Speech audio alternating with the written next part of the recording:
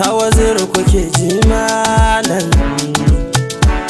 Matan arewa, matan arewa, matan arewa, matan arewa masu adon burgewa sun yi kalar nunawa. Matan arewa idan na zo Kaduna garin gwamna, Kaduna da mata masu adon nunawa. Idan na je Abuja birnin tarayya, Abuja da mata masu ajin burgewa. Idan na je Kanan Dabo, na je garin Kano, Kano da mata masu adon burgewa. Idan na je garin Bauchi, Bauchi da masa, sannan ga mata masu adon burgewa. Idan na je garin Yobe sai na zaɓe Ayoba da mata masu adon burgewa. Idan na je Jigawa, matan Jigawa suna son al'umma sannan sun burgewa. Idan na je jihar Gombe, in ce matan Gombe, mutanen Gombawa masu adon burgewa. Idan na je Adamawa, mata kyawawa ga fura ga nono masu adon burgewa. Idan na je Maiduguri, anan zan sha kamshi, sannan kuma ga mata masu shigar burgewa. Idan na je Taraba, ina ce Taraba, Taraba akwai mata kuma sannan kyawawa. Idan na zo Katsina, dan dole anan in tsina, dan matan Katsina suna da halin burgewa.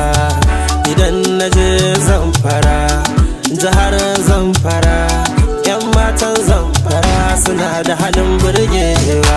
Idan na je Sokoto, jihar Sokoto, anan da mata sannan kuma kyawawa.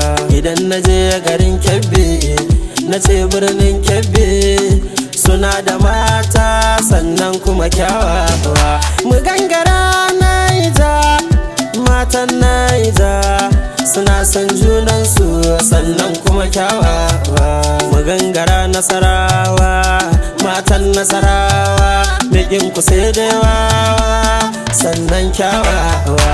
Mu gangara birnin Jos, ina matan Jos masu ado kyawawa sun yi kalar burgewa. Na koma can Kogi, na ce birnin Kogi, a Kogi akwai mata sannan kyawawa. Akwai Aisha Buhari, matar Baba Buhari, matar shugaban ƙasa ta gatan arewa.